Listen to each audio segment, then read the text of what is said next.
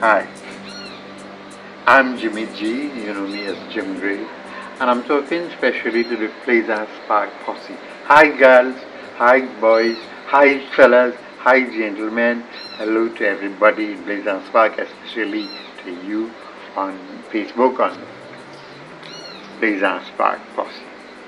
Well, you see, I have some gray hair and I've cut my beard and I live in a home to the age, and I'm glad for this opportunity to talk. I see that you honored me by having a month dedicated to me. I'm a little bit late with this, but that's all right. The years have caught up with me. You know, I'm grateful for the things you said about me and the esteem in which you have held me. Some of you were quite small when I was active in Plaisance Park in drama. But I noticed you talk about ram stinks. Well, that's a simple story. It's a story from the Trinidad and Tobago archives. You'll find it in the National Archives right here in Trinidad. And you'll find it in Eric Williams' book, History of the People of Trinidad and Tobago. It is something that happened in Trinidad and Tobago somewhere around 8 years after emancipation.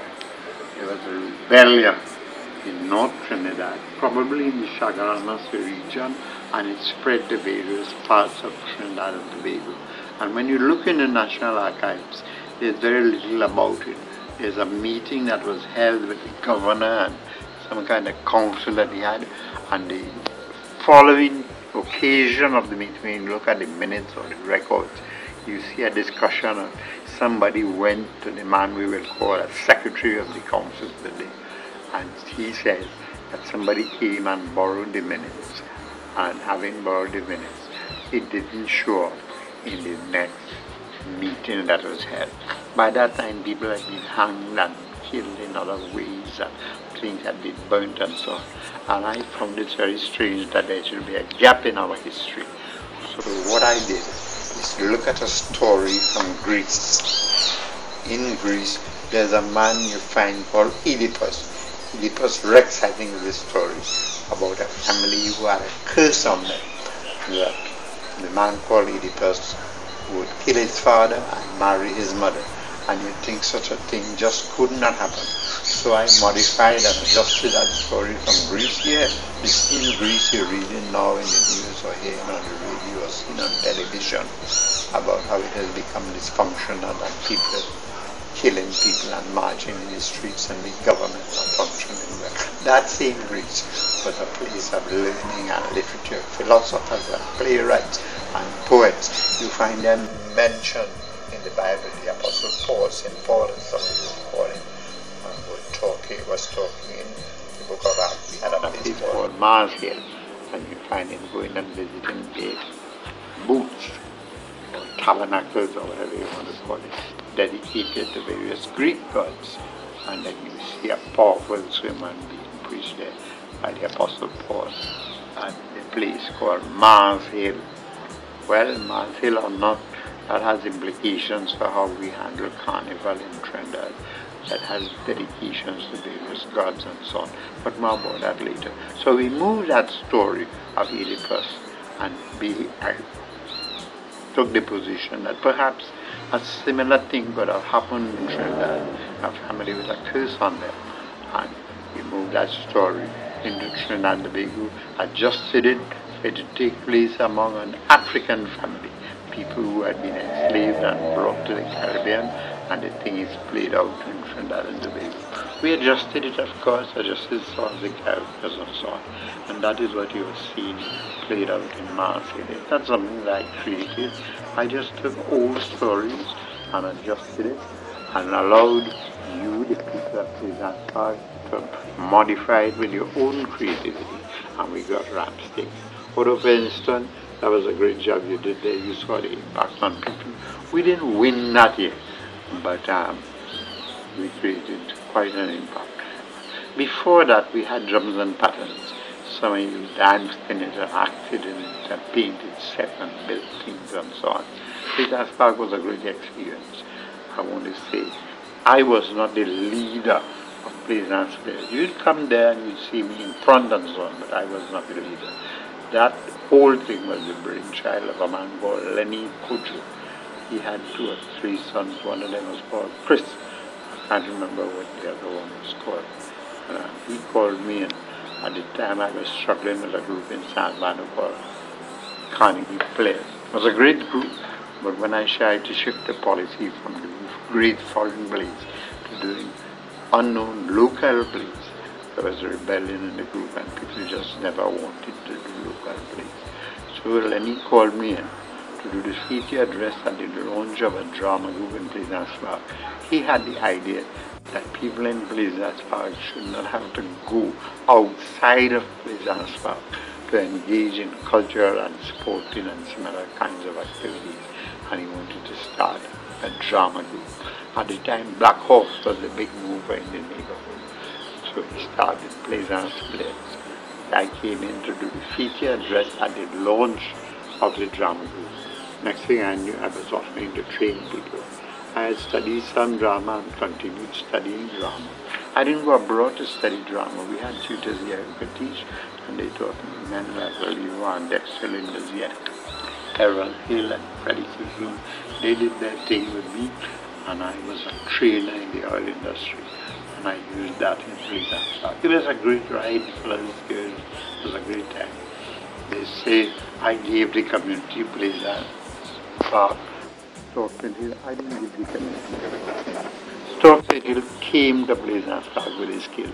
He used to be at the library corner in San Barlo talking stupidness, as we would say. And that is what we brought to bear. Pull that stupidness that we would say. He was talking together. I helped him to learn to write stuff down and put it on the stage. And he went to do some pretty spectacular things. I remember the first play he tried to write.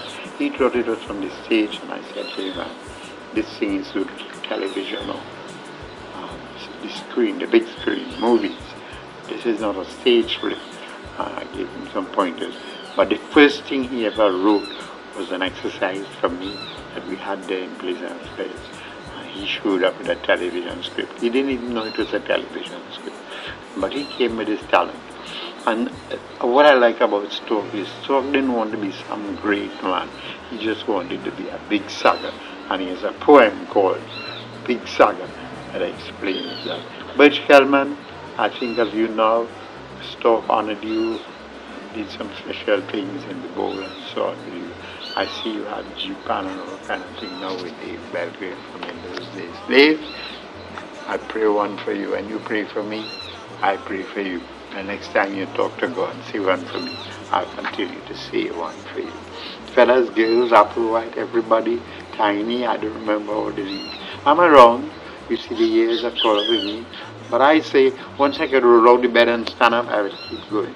And if I can't roll out the bed and stand up, they could take up the 4 corners of the sheet and carry me somewhere to help somebody to learn something. The age, I'm close to 75, I'm 74 now. This is the month of October 2013, and we're looking towards 2014 when I should be 75 years old. But now with all this technology and so on, and you see me, whether it's on Facebook or on YouTube or wherever it is, thank you guys. This is not my doing. God has been good to me and taught me some special things. Linus Rogers, great guy. Thanks for all the help. Everybody else, I see Mr. Anu is gone and so on. I see all kinds of people are gone. Am I wrong? And I hear you have a big demonstration going in Plaisance Park. I'm looking forward to dropping in there on the day the great minister shows up. I just want to stand by and watch.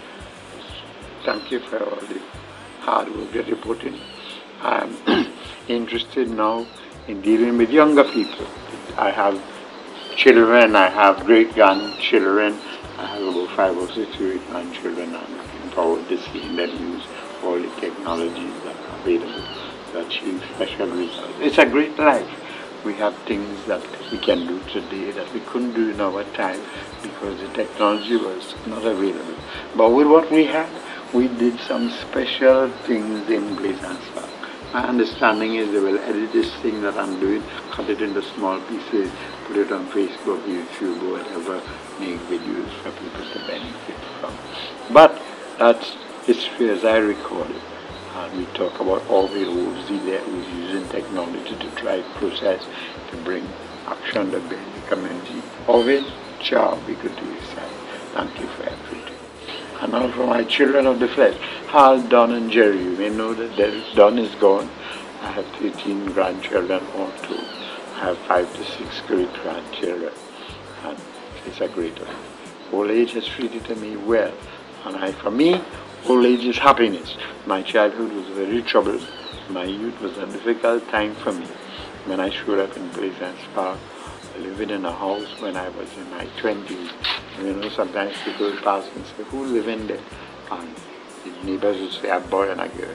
I was in my 20s and my wife was a teenager. It's been a great life. We talk more about that in other sessions. God bless.